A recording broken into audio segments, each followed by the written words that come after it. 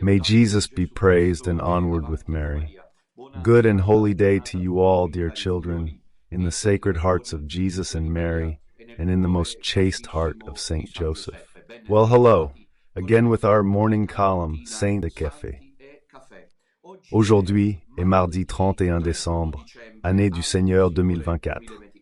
Commençons par saluer cette année qui entre dans la mémoire de Dieu, pour que les justes jouissent, au ciel de l'éternelle béatitude, et pour les réprouvés et les impies, rappelons-le toujours, une partie de l'humanité sera destinée à la damnation. Voilà, notre Seigneur l'a dit, car toutes les bonnes espérances miséricordieuses ont une légitimation théologique, parce que la parole de Dieu le dit. Dieu veut que tous les hommes soient sauvés. Toutefois, Jésus dans l'Évangile a dit, au chapitre 25 de Matthieu, « Allez, loin de moi, maudits, dans le feu éternel préparé pour le diable et ses anges. » Donc, le temps que Dieu nous donne est offert comme une grâce de Dieu pour que nous nous convertissions, pour que nous apprenions à nous dépouiller du monde et à nous revêtir de Jésus-Christ. Cet appel de Saint Paul, proposé régulièrement au cours de l'année liturgique, est toujours un précieux avertissement pour nous tous baptisés. Revêtez-vous du Christ. Et ainsi, revêtez-vous du Christ. Nous voici à la fin de l'année, prêts à entrer en 2025, l'année du Seigneur. Comme je disais hier, 2025 ans ont passé depuis la rédemption du Christ. Hier soir, déjà hier matin, et particulièrement hier soir, nous avons annoncé par une catéchèse qui m'a plu aussi, car il était question de cela du rosaire, que pour nous tous, petit reste, 2025 sera l'année du Saint-Rosaire. Dans la playlist de Radio Domina Nostra, vous trouverez, comme vous le voyez, l'émission d'hier soir, l'épisode intitulé Fatima, le Rosaire et 2025. Je ne sais pas si j'ai réussi en ces 3/4 d'heure environ à tout rassembler car c'est pas simple, mais je crois que oui. Donc ceux qui n'ont pas pu l'écouter car ce sont des jours particuliers peuvent le trouver disponible dans la playlist de Radio Domina Nostra. C'est-à-dire qu'il peut écouter ce que hier soir, je crois que tous ceux du petit reste devraient l'écouter pour comprendre la direction que nous donnons à la nouvelle année qui arrive, que nous avons appelée année du rosaire. Le rosaire en effet sauvera l'Église, le rosaire sauvera le monde. Le pape Benoît XVI, comme je vais le dire maintenant, nous a indiqué la voie, car aujourd'hui nous parlons de lui. Cela fait 2 ans. Depuis qu'il nous a quittés, c'était le 31 décembre 2022. Dans la matinée, aux alentours de 11h30 midi, il a été officiellement annoncé que le pape Benoît XVI était décédé. Voilà, il est décédé. Et à partir de ce moment-là, tout a changé. Je le vois sur moi, tout a changé. Incroyable, je n'aurais jamais imaginé aller jusque-là. Katrina est partie. C'est exactement comme ça qu'il est parti, le catéchon Bergoglio. Il a mis les bouchées doubles, et on voit très bien qu'en 2 ans, ils ont fait ce que les loups du Vatican n'ont pas pu faire en 10 ans, parce qu'il n'y a plus le Caterina. Aujourd'hui, on se souvient, et certains le rappellent, que c'est le 2e anniversaire de la mort du dernier pape régnant. Avec lui, tout change, il l'a dit, on verra aujourd'hui. Verba volant scripta manent et contra facto non vale argumentum, il l'a dit lui-même. Et je voudrais savoir comment cette existence sur la durée canonique justifie ce que le pape Benoît, comme nous allons le voir, a dit. Il l'a dit à Peter Sebald, comme nous allons le voir. Et pourquoi Benoît XVI avait conscience d'ouvrir une nouvelle voie? Je suis désolé parce que des personnalités comme le docteur Sionchi, qui insiste ici, donnent l'impression qu'il s'agit d'une compétition intellectuelle, de savoir qui a le plus d'orgueil et de superbie, tôt ou tard, moi. Je déciderai d'abandonner, ce sera pire pour lui. Il ne s'en rend pas compte.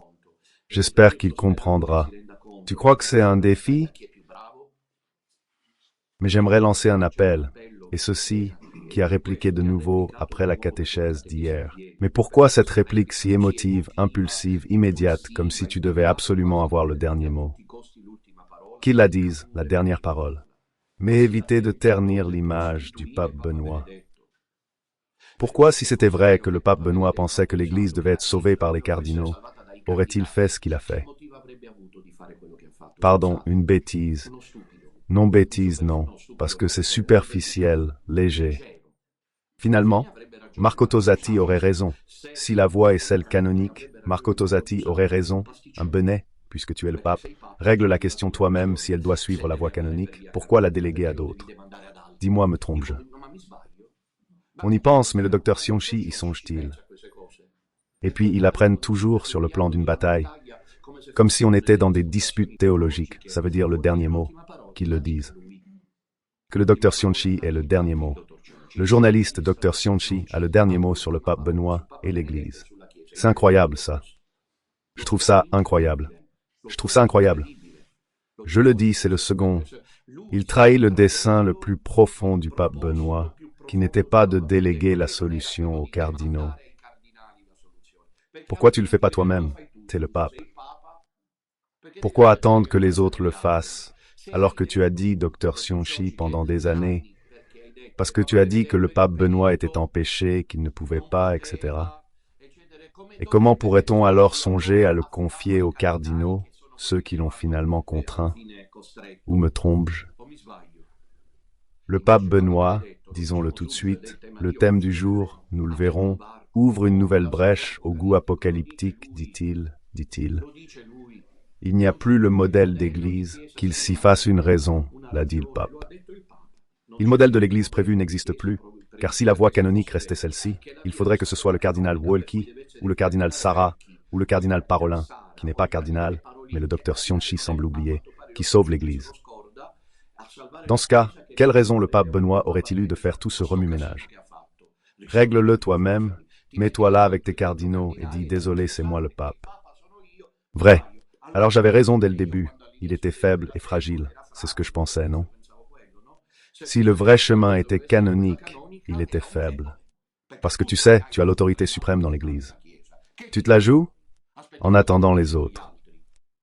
Il montre juste que le siège était pris. Bon, il montre que le siège est bloqué, mais ensuite, par le pape, c'est bloqué, il travaille pour... Il n'a rien fait.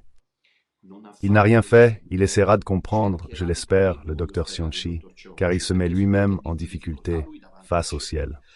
Il est sincère, j'en suis sûr, car on doute. Non, je suis sûr qu'il est sincère, mais il défie le ciel.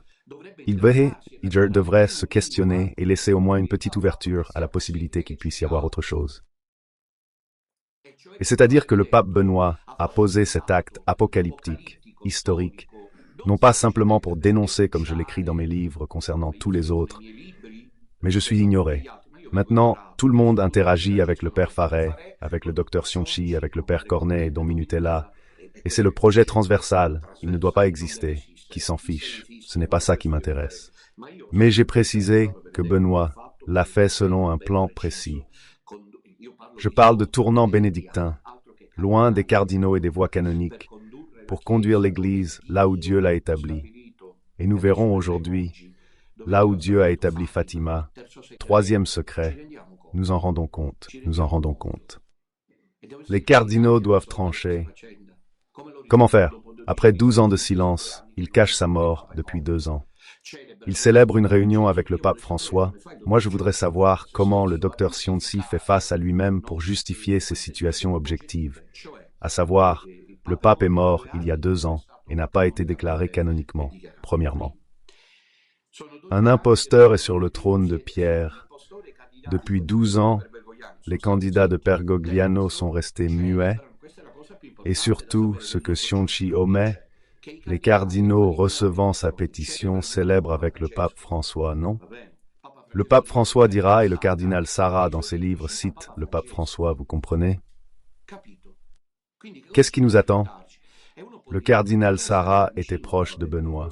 Oui, c'est vrai, Genswein semblait proche aussi, mais c'était une mission solitaire, comme l'est celle de Don Minutella pour certains, qui, grâce à Dieu, je ne sais pas si elle a réussi à atteindre son but. Demandez la lumière au Saint-Esprit, car grâce à Dieu, il y a les frères, il y a le séminaire, il y a les petites sœurs, et vous êtes tous là. Cependant, une certaine condition, non ho detto questo, mais j'honore le pape Benoît, de solitude, je la visse. Ce n'est pas que je le regrette, mais c'est normal, ça fait partie d'une mission comme celle-ci. Papa Benedetto était seul dans son choix et seul dans son accomplissement. Personne n'a pu le comprendre jusqu'au bout, même s'il a parlé clairement. comme nous allons le voir maintenant. Donc aujourd'hui, c'est le 31 décembre, rappelons-nous, le deuxième anniversaire de la mort du pape Benoît XVI. Le programme est chargé, alors tout d'abord, avec quelques variations, le chapelet, le troisième chapelet que je dirigerai moi-même, avec le chant des litanies et la consécration à la Madone dans son intégralité. Nous ferons toute la formule aujourd'hui. Je dirais pas à 16h30, mais à 17h, et il faudra peut-être ajouter la consécration de nous tous à la Madone ce soir, en vue de la nouvelle année. Nous savons que chaque fois, nous faisons, à la fin du chapelet, cette consécration à la Madone avec la formule centrale. Aujourd'hui, on la récite entièrement, même de chez vous. Rejoignez-nous si vous le pouvez. Et puis, il y a déjà eu la messe, à 18h30. Il y aura le Te Deum, c'est-à-dire le chant d'action de grâce à Dieu pour l'année qui se termine. En direct à 18h30, je dirigerai, depuis la chapelle Sainte-Marie de la Joie. Enfin, ce soir vers 23h30, nous nous connecterons à la veillée de prière pour la paix, animée par Don Pavel. Don Pavel, si je me souviens bien, l'affiche est prête. Ce sera le 31 décembre à Imola, le 1er janvier, demain, à Bologne, puis les 4, 5 et 6 janvier, en Vénétie, à Asolo. Le 5 janvier à 16h30, il rejoindra Béthanie. Un salut et un immense merci à Don Pavel qui se déplace de l'Émilie-Romagne vers la Vénétie, puis le Piémont. Saluons-le tendrement.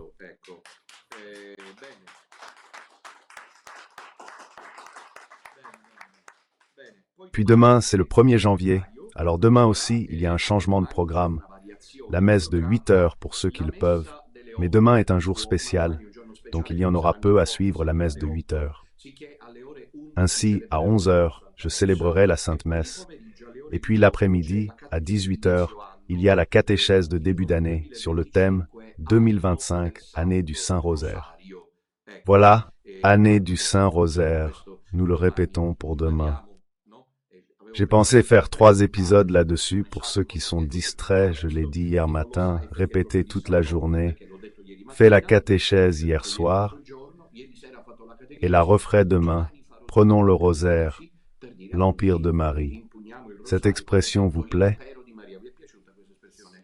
Il a une origine surnaturelle, si vous voulez l'accepter.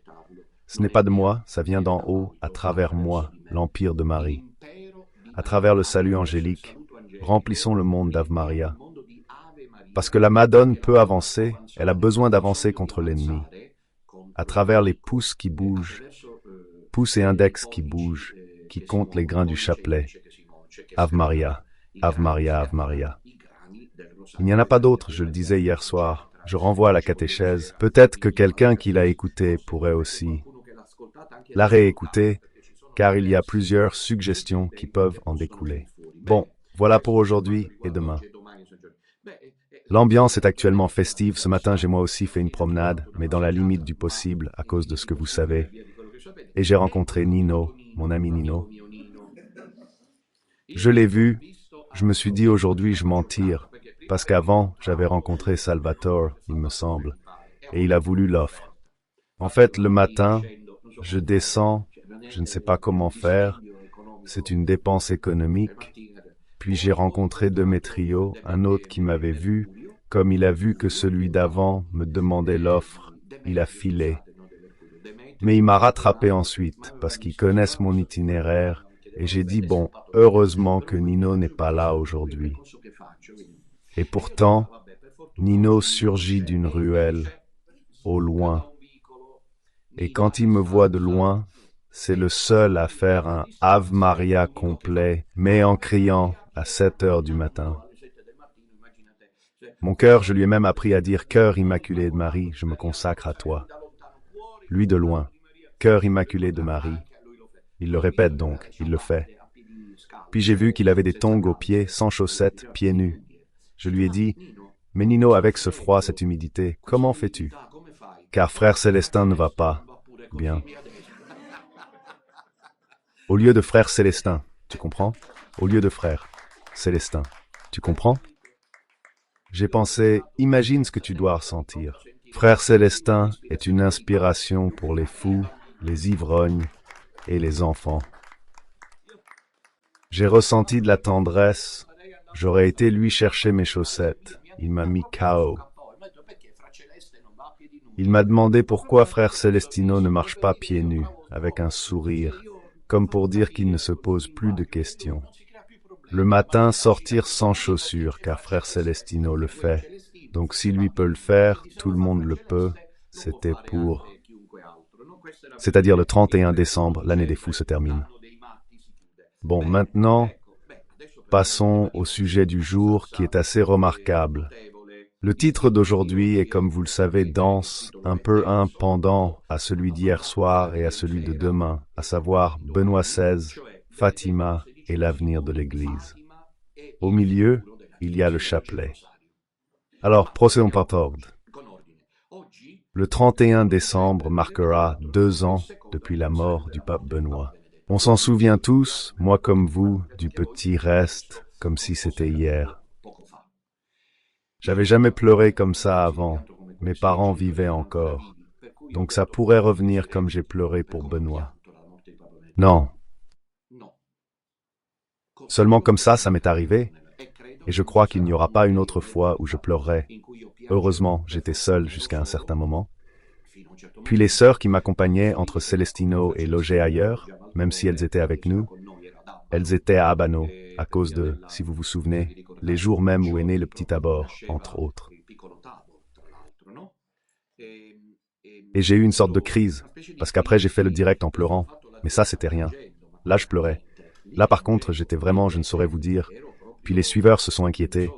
Mon public, ils ont frappé à la porte. Ils m'ont trouvé dans un état, je pense qu'ils ne me reverront jamais plus. Une condition vraiment, je dois dire, pitoyable. J'ai ressenti une sorte de « essayez de me comprendre, ayez un peu de patience », j'ai un peu déraisonné, j'ai senti le... Bon, qui comprend? Je l'ai senti, vraiment, je l'ai senti jusque dans mon corps, dans ma conscience. Laissons les ennemis parler. Au contraire, à propos des ennemis, dans un instant, il y aura l'appel téléphonique du donateur du cadeau d'Amedeo Minghi. Comme ça, il les fait taire. Parce que si on arrête de se taire cette fois, ces derniers jours, une personne avait besoin d'aide. Pour la confession poignante de nos amis, et une amie a dit non, non, non, et pourquoi? Il ne peut pas venir car je n'y vais pas non plus. Celestino est avec Minutella et je suis leur show. Vous voyez, je me fiche de leurs propos, mais Satan et moi, on s'inquiète pour ceux derrière tout ça, car c'est plein de haine. Les gens sans esprit critique y croient, mais aujourd'hui, on prouve le contraire. Si mes écrits sont faux, et si l'article sur Minghi est faux, tout pourrait l'être, car ce sont les mêmes sources, on en reparlera. Ce que je voulais dire, c'est que le 31 décembre 2022, j'ai ressenti ça dans ma conscience. J'ai senti que mon identité changeait, je sais pas comment dire, ma perspective. Et ça a été une très grande souffrance, mais ça l'a été pour tout le monde. Ensuite, ce fut pénible de voir comment les loups du Vatican ont géré les funérailles, quelque chose dont il est inutile de reparler, nous le savons très bien. Au contraire, ce que je veux dire, c'est que, après la mort du pape Benoît, parmi les cardinaux, que Sionchi harcèle avec ses pétitions, aucun n'a fait la moindre déclaration décisive, et pourtant c'étaient des jours cruciaux. Immédiatement après la mort, et dans les 20 jours disponibles pour convoquer le conclave. Pourquoi le convoquer dans 2-3 ans s'ils ne l'ont pas fait dans les délais? J'aimerais le savoir, il doit y avoir une raison. Peut-être que le docteur Sionchi le sait, mais alors qu'il nous le dise, parce qu'on ne peut pas tromper les gens avec de bonnes intentions. Quand je dis tromperie, j'entends une voix sans issue. Je ne veux pas dire que le docteur Sionchi est un imposteur, c'est la proposition qui ne va pas. Pourquoi pas fait aux dates prévues plutôt que maintenant, ou même en 2036? Regardez, pour parler de l'Église, il faut dégouliner de sang, comme lorsque Jésus demanda à Sainte Catherine de Sienne de ramener le pape d'Avignon à Rome, mais lui fit voir une image. Je renvoie ça au docteur Sionci. Ce n'est pas une affaire de joyeuse bande à traiter ainsi avec cette performance journalistique, comme si c'était rien du tout. Jésus a pris le cœur de Miss Cusso avec Père Faret de Mystica. Il refuse d'en parler, trahissant le pape Benoît, l'un des grands mystiques. Et quand je dis mystique, non pas parce qu'il voyait Jésus et la Vierge, mais parce qu'il a eu une vision mystique, cela signifie surnaturelle, de ce que nous, petits restes, avons et qu'il nous conteste. Au moins qu'ils aient eu le respect de dire, bon, vous gardez ça, on peut avancer ensemble.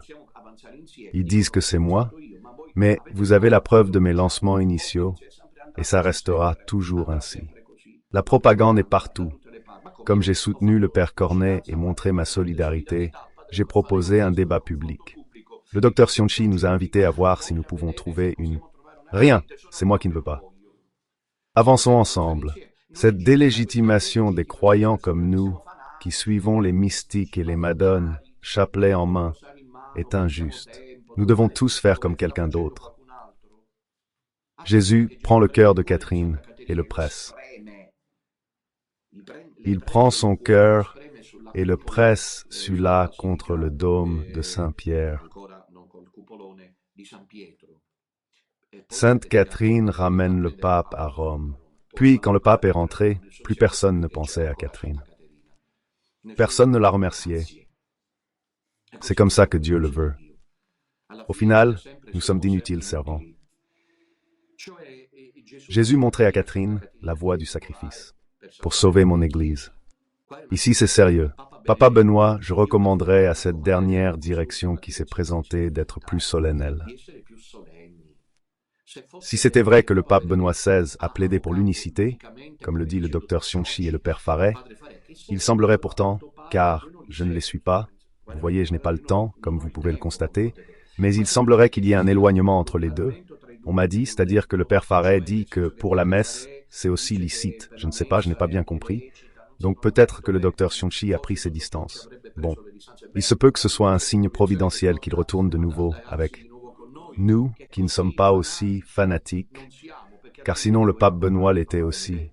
Parce que le pape Benoît, comme le dit fort justement le professeur Brunoni, lequel, comme il a le défaut maintenant, de penser comme moi, tout le système s'acharne sur lui, jusqu'à ce qu'il le fatigue aussi, comme ils l'ont fait avec Sionci et tous les autres, qui osent s'allier à la pensée de Don Minutella face aux francs-maçons. Laissons-le seul. Discutons avec Faret. Lui au moins est doué. C'est un théologien, pour lui dire qu'il a tort. Mais qualifions-le quand même, parce qu'on lui répondra quand même comme des professeurs dans les salons UP. Minutella ne doit pas exister. Monsieur Minutella, d'accord? Don Minutella ne doit pas exister. Alors je dis, revenons à ce que je disais. Le pape Benoît a eu une vision surnaturelle.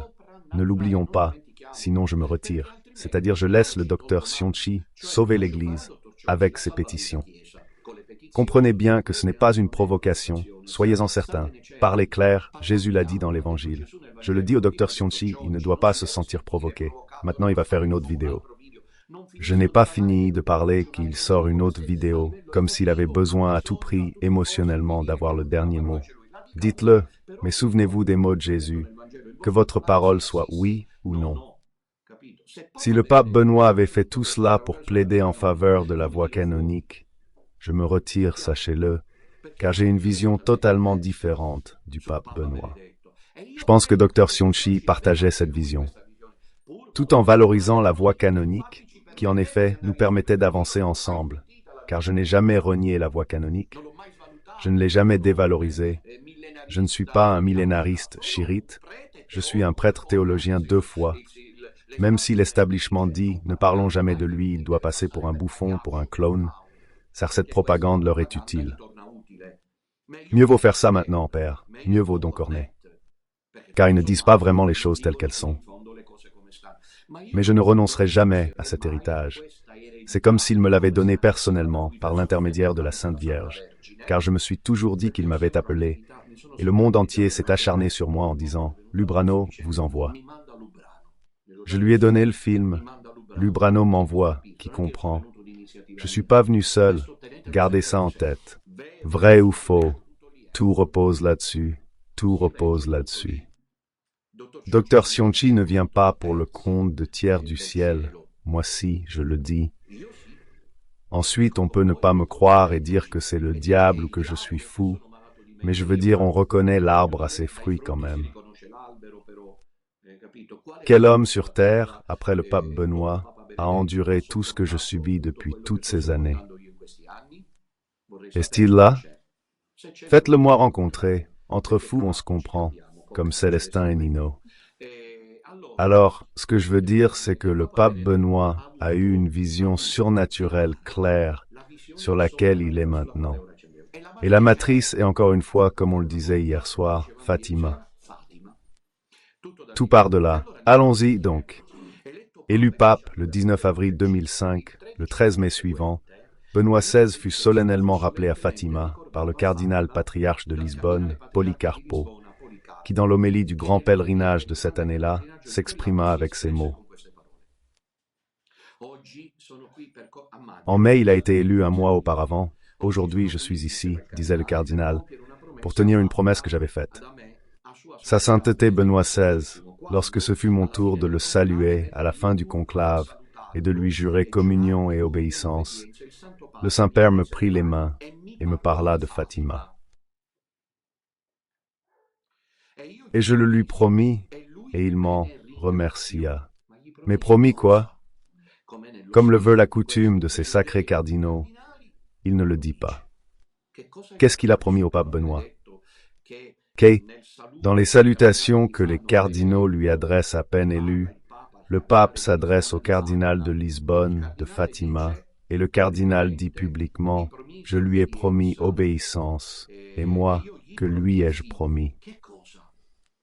Et il le remercia, puis finalement il ajoute que le 13 mai suivant, je viendrai mettre au pied de la Madone son pontificat.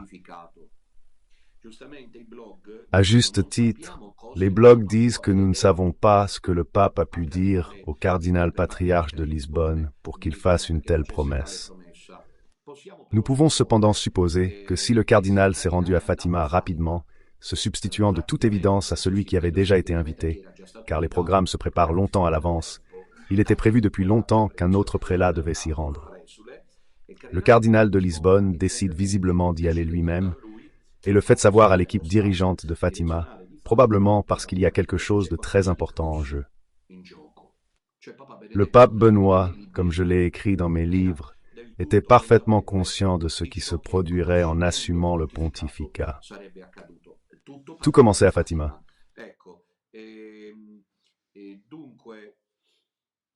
C'est ce qu'a dit le cardinal, évidemment au nom du pape Benoît. Parle, ce sont les mots que le pape a visiblement suggérés. Marie, parle aux petits, attention, petit reste, il y a déjà une direction, une église qui devient petite. Le pape a eu cette vision surnaturelle, Chiara, nitida, parle aux petits, pour savoir ce qu'il est nécessaire de savoir. C'est-à-dire prêter attention à l'unique nécessaire.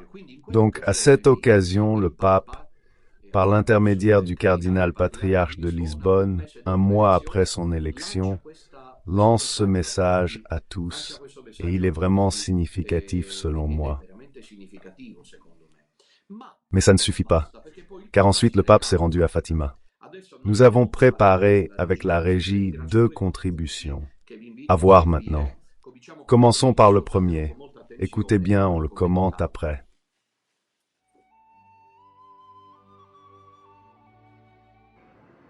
Voyons, de manière réellement terrifiante, que la plus grande persécution de l'Église ne vient pas des ennemis de l'extérieur, mais naît du péché au sein de l'Église, et que l'Église a donc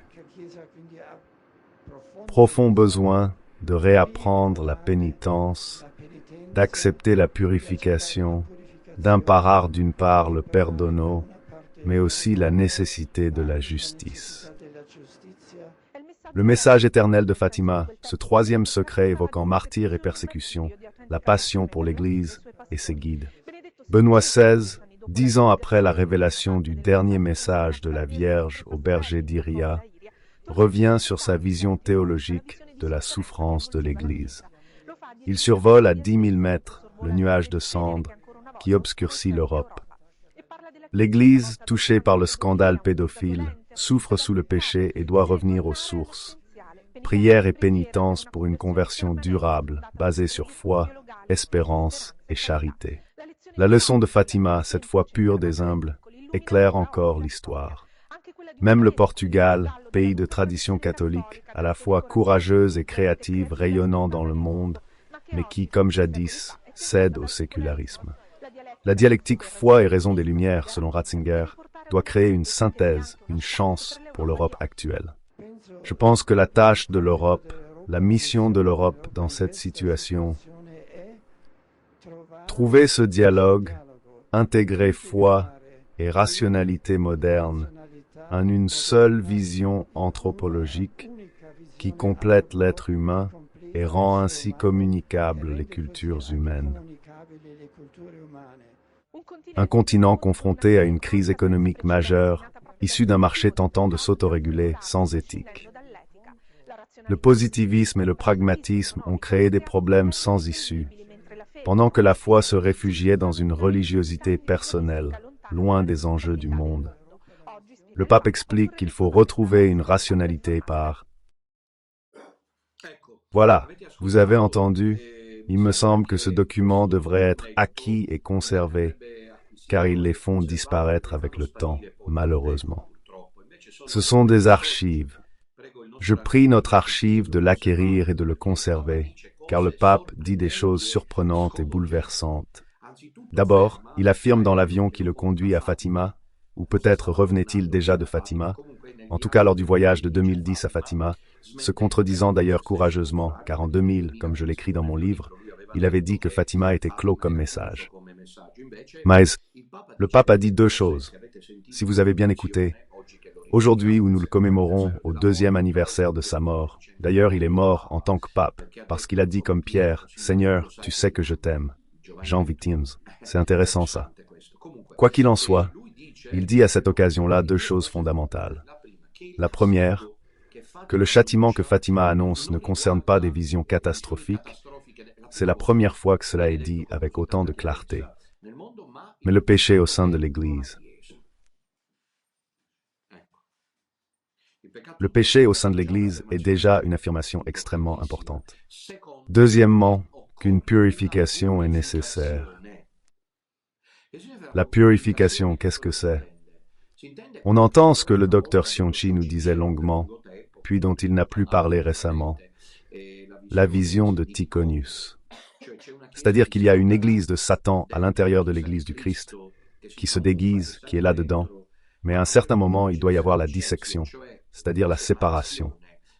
Lorsque Dieu décide, et c'est ce que disait aussi Sionchi, notamment avec le choix de Benoît XVI, qui est donc de type surnaturel, le pape a laissé le fatras, une vision juive, c'est-à-dire qu'il se retire pour laisser place à.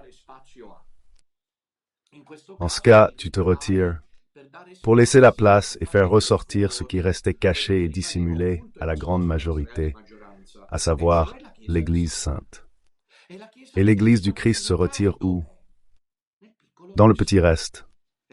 Voilà pourquoi le pape, un mois après son élection, dit au cardinal patriarche de Lisbonne que l'Église est celle des petits.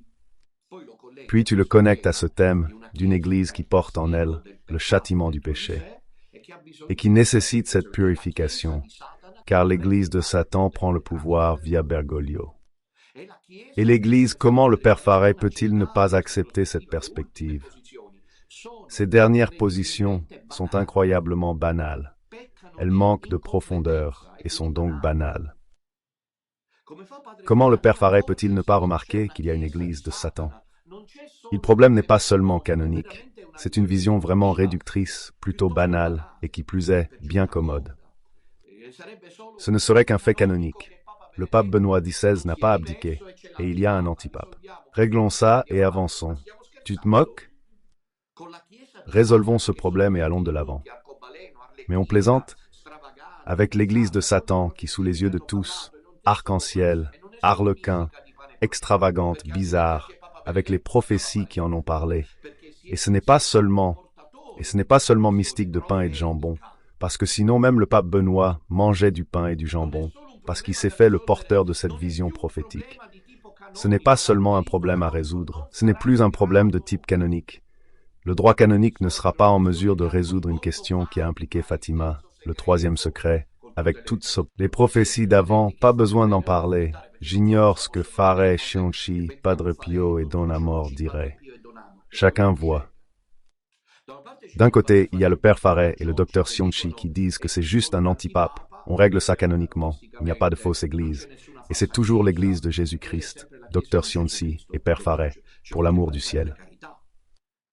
Mais moi je préfère Padre Pio et Don Amor qui disent que Satan s'est introduit dans l'église et qu'il viendra bientôt gouverner une fausse église. Maintenant, si nous n'avions pas tout ce qui est sous nos yeux, nous aurions des raisons de penser que nous nous trompons peut-être. Mon argument n'est pas valable contre les faits.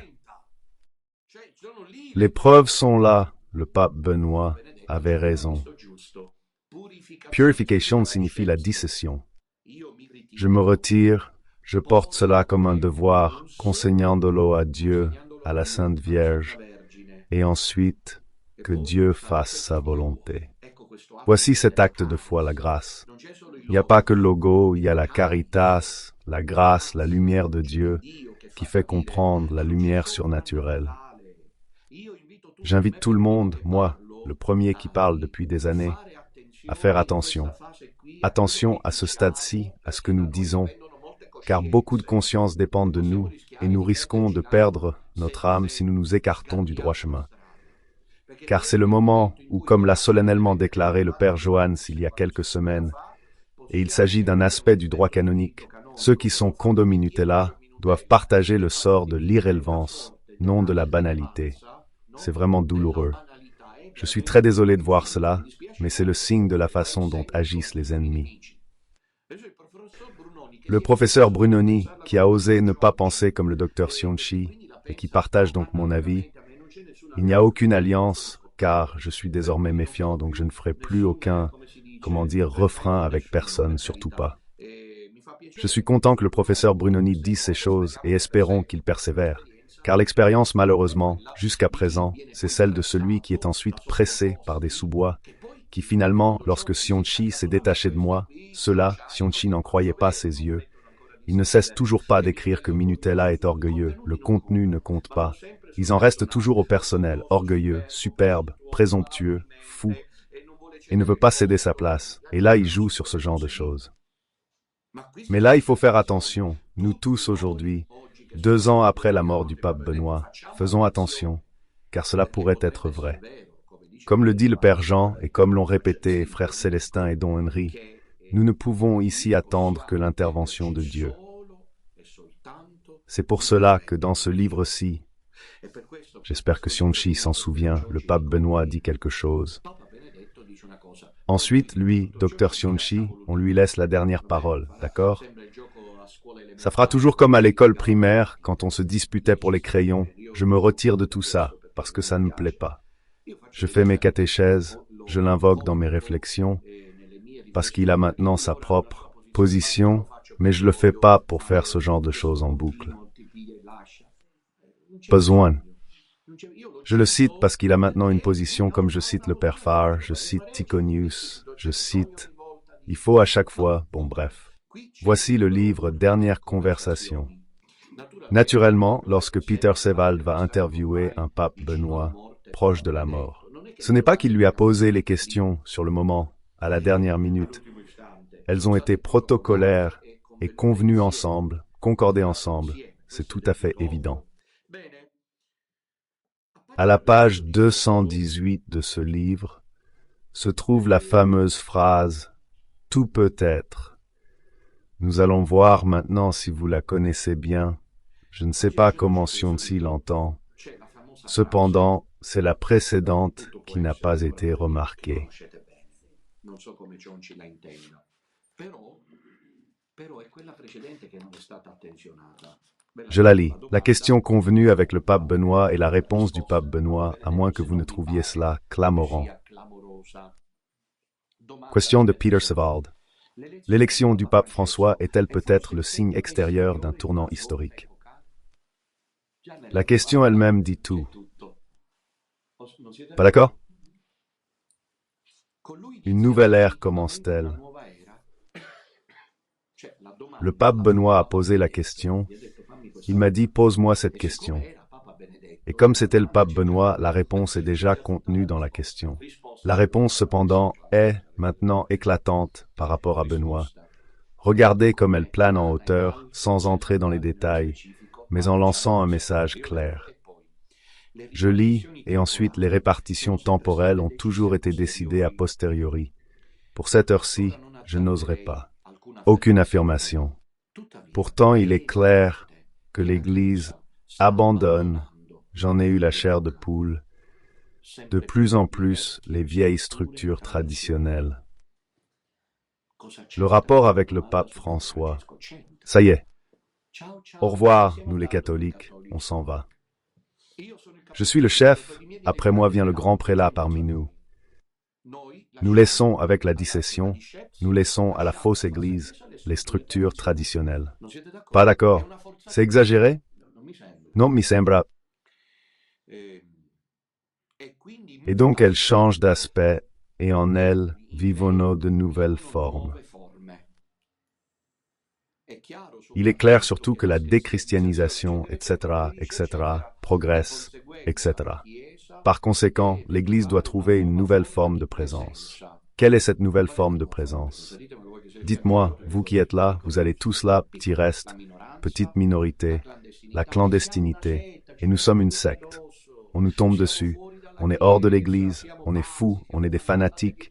Allez derrière le gourou de Carini, vous êtes des madonnari, vous êtes des fanatiques, ces choses-là. Mais nous sommes ceux qui ont compris le pape Benoît. Nous, l'héritage du pape Benoît, c'est nous. En conclusion, à la question sur le pape François, il ne consacre apparemment pas une seule syllabe de réponse. En réalité, il dit tout, si vous êtes d'accord. Par conséquent, l'Église doit trouver une nouvelle forme de présence. Des bouleversements d'époque sont en cours. C'est le pape qui parle, mais ces choses-là, le mainstream, l'establishment, ne veulent pas les laisser passer. Je suis désolé. Même maintenant, c'est le docteur Sionchi qui a pris la direction de l'Église. C'est ça, parce que le problème est uniquement canonique. Il ne remarque pas ces paroles du pape Benoît. Si c'était vrai qu'il a démissionné seulement pour faire en sorte que le cardinal de... La raison était d'utiliser ce langage apocalyptique. Des bouleversements historiques sont en cours, mais on ne sait pas. Encore. À partir de quand pourra-t-on dire avec exactitude que l'un ou l'autre commence? Quelle réponse est la question sur l'élection du pape François? D'accord? Et puis vient la question suivante, préparée pour Sevald. Connaissez-vous la profession de Malachie, qui, au Moyen-Âge, compila une liste de futurs papes, prévoyant aussi la fin du monde, du moins la fin de l'Église? Alors, le pape Benoît se le demandant lui-même, l'écrivant lui-même, avant même que l'élection de Bergoglio n'entraîne la disception de la mémoire ticonienne, que Ticonius reprendra ensuite, mais aussi Augustin et d'autres pères, si bien qu'il s'approprie le munus et lance le changement d'époque de l'Église, le tournant que j'appelle, comment l'appelle-je? Benoît. Ensuite, on demanda au pape, sur la fin du monde, donc il avait la vision qu'elle connaît la profession de Malachie, qui, au Moyen-Âge, compila une liste de futurs pontifes, prévoyant aussi la fin du monde, ou du moins la fin de l'Église. Les questions ont été écrites par le pape Benoît. On parle de la fin de l'Église, c'est le langage du pape Benoît, naturellement en accord avec Peter Sevald, qui n'était pas un simple enfant de cœur, mais certainement le pape précédent, l'Augustin revivifié. On parle de la fin de l'Église, on se demande l'élection du pape François, et puis, dans la question suivante, sans aucune corrélation avec la question précédente, on parle de la prophétie de Malachie et de la fin de l'Église. Dites-moi, s'il n'y a pas de fil conducteur, que même ceux qui collaboraient avec nous ne voient plus.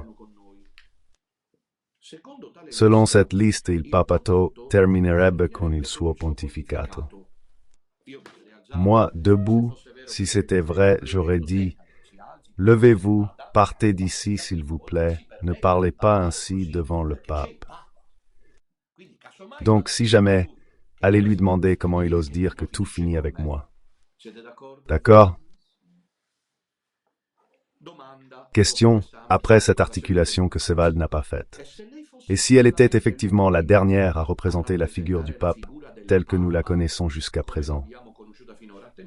Attention, car si la réponse du pape est non, parce qu'il y a le pape François, ou de toute façon si c'est non catégoriquement, ceux qui veulent la voie canonique auraient raison.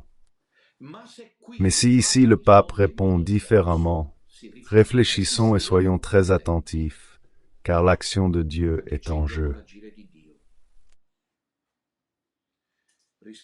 Réponse du pape, on parle de la fin de l'Église, du fait qu'il est le dernier pape selon l'image que nous avons du pape jusqu'à présent. Que dites-vous? Tout est possible.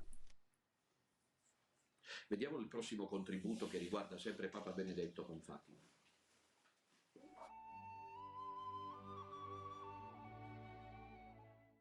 Sorelle e fratelli tanto amati, anch'io sono venuto come pellegrino a Fatima, a questa casa che Maria ha scelto per parlare a noi nei tempi moderni. Si illuderebbe chi pensasse che la missione profetica di Fatima sia conclusa. Qui rivive quel disegno di Dio che interpella L'humanité depuis ses origines. Où est Abel ton frère? La voix du sang de ton frère me crie depuis la terre. L'homme a pu déclencher un cycle de mort et de terreur.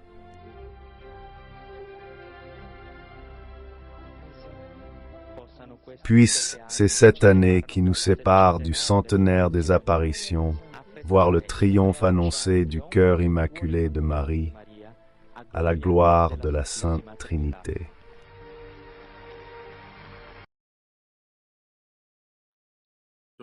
Je suis plein de frissons aujourd'hui avec cette catéchèse, très belle. Donc vous avez entendu, le pape se trouvait à Fatima en 2010, précisément le 13 mai 2010.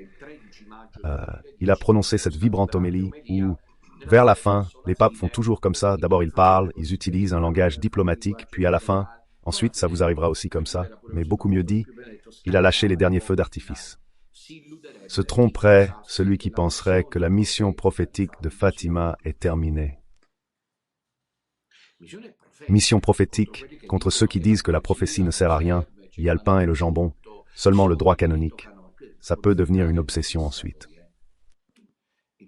Le pape parle de la mission prophétique de Fatima. Cela signifie le 3e secret. C'est pourquoi il dit que ceux qui pensent que le 3e secret, vu l'analyse officielle, est derrière eux, se trompent. Là devant, qui? Il redécouvre le dessein de Dieu qui interpelle, etc. Un scénario de mort, de guerre, de haine, de violence, où ensuite la Madone intervient pour offrir, le pape le dit dans la Sainte Écriture, cela apparaît, c'est le pape à Fatima, fréquemment, que Dieu est à la recherche de justes pour sauver la cité des hommes. Vous vous souvenez? Et il en fait de même ici, à Fatima. Dit le pape, lorsque la Vierge Marie demande aux 3 petits bergers, « Voulez-vous vous offrir à Dieu pour supporter toutes les souffrances qu'il voudra vous envoyer en acte de réparation pour les péchés par lesquels il est offensé et de supplication pour la conversion des pécheurs. » Alors le pape ouvre la perspective du sacrifice, de l'immolation, de la réparation et de la pénitence. Alors c'est ça que nous devons recueillir comme héritage de Pape Benoît, qui du ciel intercède certainement pour nous et nous bénit. Il me semble qu'il y a une autre contribution, je m'en souviens mal. Voilà, je préparais quelque chose pour demain, imaginez, pendant que je m'occupe de ça, je m'excuse auprès des pèlerins qui arrivent et souhaitent me parler. Mettez-vous à ma place si vous le pouvez. Pendant que je prépare une catéchèse, Je prépare déjà la suivante, car je fais des directs tous les jours. Je ne suis pas Merlin l'Enchanteur qui sort un lapin blanc de son chapeau. Vous voyez, c'est la preuve qu'il y avait une autre contribution, mais en réalité, c'était celle que j'avais déjà préparée. Bon alors, aujourd'hui, rappelons-nous le pape Benoît qui est allé au paradis, et avec lui s'est ouverte cette perspective, où le pape, il veut faire comprendre que l'Église emprunte la voie du petit reste prévu par les prophéties, tandis que la fausse Église prend place à Rome et prépare le corps mystique de l'Antéchrist. La solution est de ne pas participer aux sacrements célébrés par les hérétiques. Ne va pas aux messes d'union, je répète avec force ce que j'ai dit il y a 8 ans. Adieu, fausse Église, prostituée indigna, multinationale de la honte, qui t'est vendue au pouvoir fort. On s'en va il y a 8 ans, hein? On s'en va dans les caves, on s'en va dans les hôtels. Adieu, fausse Église, vous avez compris? C'est là, tout est là, c'était là. J'ai écrit le programme, j'ai prié la Madone. Elle m'a répondu, adieu, fausse Église, compris? Non, là est le problème, adieu. Nous ne voulons plus entendre parler de sainteté. Et nous, avec le diable, nous ne voulons pas avoir affaire. Nous appartenons à Marie et nous sommes le peuple des Rosariens. Il est regrettable qu'avec les dernières proclamations des différents fifres, des gens soient partis. C'est une immense douleur pour moi, car je crains qu'ils ne perdent leur âme. Cracher dans l'assiette qui t'a nourri, Dieu s'en souviendra. Dans l'Évangile, Jésus dit, maintenant ça me retombe dessus, je pense aux ennemis qui écrivent ces mensonges sur moi. Attention, dit Jésus, ne jetez pas vos perles aux cochons. Parole d'Évangile. J'ai eu plusieurs cochons autour de moi, de vrais porcs qui mangent, puis puisent, et ensuite, tout sale de boue, te saute dessus. Et à propos de ça, je dirais que puisque j'ai raconté l'histoire de cette personne qui ne veut pas l'extrême onction, parce qu'elle a suivi Minutella Show, et donc ne veut pas que Frère Celestino vienne ici la confesser et lui donner la solution, patience, on s'en fera une raison. Parce qu'il suit Minutella Show, cette chaîne dont le nom seul devrait vous faire réfléchir. Si tu veux cogner, écris pas Minutella Show. Et moi je passe, comme vous le savez, à travers tout ce cycle de mensonges et de calomnies, plein de haine, de personnes qui étaient là avec nous ici, et sont fausses. Je vais te prouver ça. Ces derniers jours, il m'a été rapporté, comme je vous l'ai amplement dit, de nombreuses personnes ont inondé les réseaux sociaux de leurs commentaires concernant ce genre d'affirmations. Je vous les lis donc, veuillez patienter. Simona Serafini écrit « Amedeo Minghi et moi commentons avec colère l'arrivée d'Amedeo Minghi à Petite Nature. » Valentina Negretti écrit « Simona Serafini, menteur, a dit qu'il ne pouvait pas le prendre parce que c'était trop cher. » J'ai dit ça, pourquoi mentir? Lundi, il dit qu'un bienfaiteur l'a payé, menteur comme son père, ce saint. Cette personne, qui qu'elle soit, est lâche, car elle ne signe pas, homme ou femme, sans courage. C'est une personne indigne, à mon avis. Pourquoi pas ton nom complet? Qui es-tu vraiment? Montre-toi, qui es-tu? Mais il dit un mensonge, comme je vais vous le démontrer maintenant. C'est ça, regardez comment les gens tombent dans le piège. Un certain elfe a admis, supposons qu'il ne se soit pas mis d'accord pour le manège des insultes. Non, bon, d'accord. C'est exactement le genre de type qui ne veut pas l'exclusion parce qu'ils prennent ça pour de l'or quand il s'agit de demain, ils ont les mêmes. Regardez, j'ai essayé et essayé. S'il s'agit de n'importe qui d'autre, les mécanismes de légitime attente se déclenchent immédiatement, à juste titre. Attendez une seconde, voyons si c'est vrai, il peut nous donner... Non, quand c'est Don Minutella, c'est vrai. Non, allez, écrivez ça, parce qu'ils signent tous avec de faux noms. Bon, non. Et puis, une certaine, je ne sais pas qui c'est, Stella Gaud. Ah, c'est peut-être Stella Gaud. En fait, lui, c'est exactement le revers de la médaille, Maurizio Buono. Le plus drôle, c'est que ça a un prix, mais devinez qui paie. Voilà, ils y vont, au fait, pour lancer le poison, pour lancer... Bon, Maurizio Buono écrit « Le plus beau, c'est que tout ça a un prix, mais devinez qui paie maintenant. Stella Gaud, ou qui que ce soit pour elle. » Il faut le dire, Maurizio Buono prépare déjà ses adeptes au fait qu'il veut aller à l'étranger, au chaud, pendant 6 mois au minimum. Rendez-vous compte, ce sont des gens qui risquent gros. J'ai mal pour eux, ils vont en enfer comme ça. À part le fait que moi, je n'ai pas besoin d'aller au chaud. Au contraire, j'irai pour cette âme malheureuse. Je me sacrifierai pour elle. Mais ça ne sert à rien. Ils se mettent encore plus en colère. J'irai en Roumanie, où il fait moins 10, moins 15, la pauvre. Et puis en Suisse et en Autriche, où se trouvent les Alpes enneigées, je crois. Qui dit que je pars au soleil? Voyez, je suis totalement au même. Don Minutella n'est pas la pierre de... On dit, c'est pas la pierre d'écueil. Il se peut qu'après le pape Benoît, il y ait Don Minutella, celui avec qui ceux qui sautent sont sauvés, et ceux qui ne sautent pas se brisent, parce que ces gens-là sont brisés. D'accord, ça marche, on gagne de l'argent, vous m'avez donné de l'argent, alors maintenant je pars pour 6 mois, je vais au show. À quel niveau? Et les Cionciani? Voilà. Parmi ceux-ci, on sort un. L'important, c'est d'être les ennemis de la pierre d'achoppement. Ce n'est pas fini.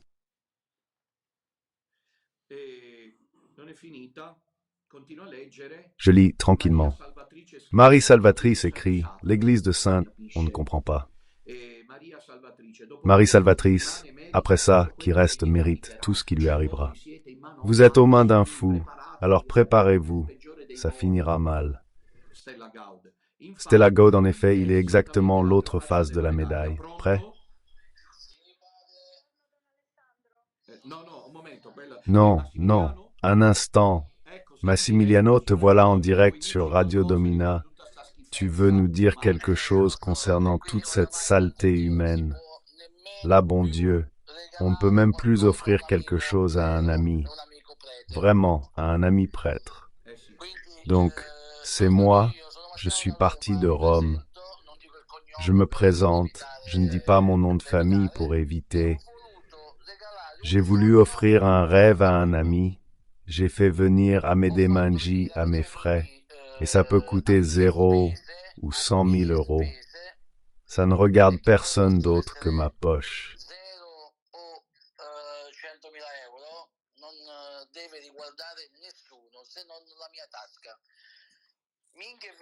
Menghi est venu à Petite Nazareth donner un concert sans même savoir où il allait. En professionnel. Ai-je tort, père? Non, non, non, je t'écoute attentivement comme nous tous, Massimiliano. Ça me fait juste de la peine qu'on t'ait attaqué. Je dois dire la vérité.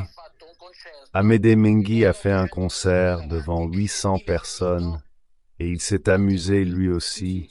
Si, on le voit sur les photos.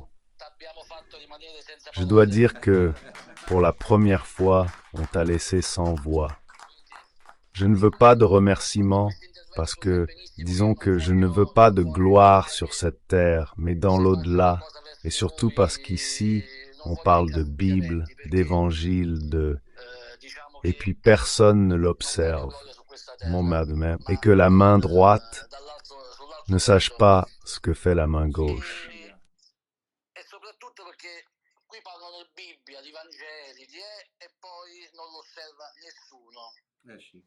Che la mano destra non sappia quello che faccia la mano sinistra.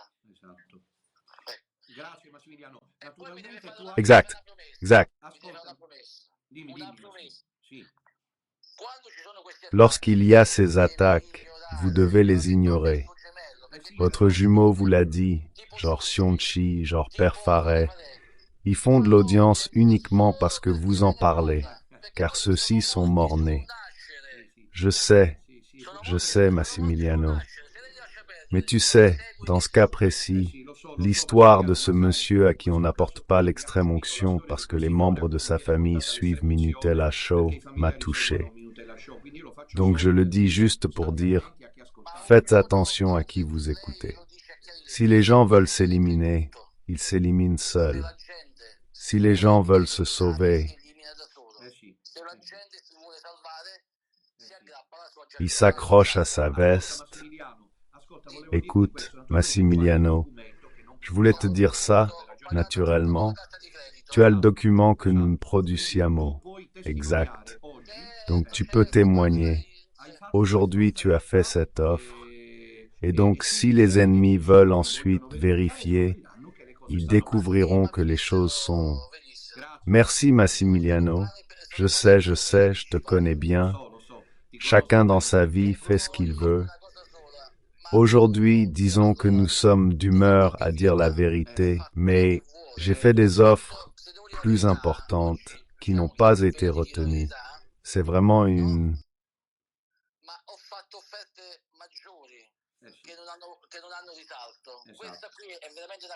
Quelque chose est vrai. Je suis honoré d'avoir été là.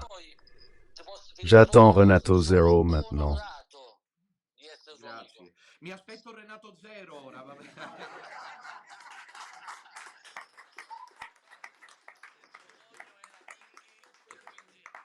Silence, je n'entends pas du tout Massimiliano. Je dis son rêve était Amedeo Minghi, parce qu'elle est une fan. Voilà, c'était juste une blague.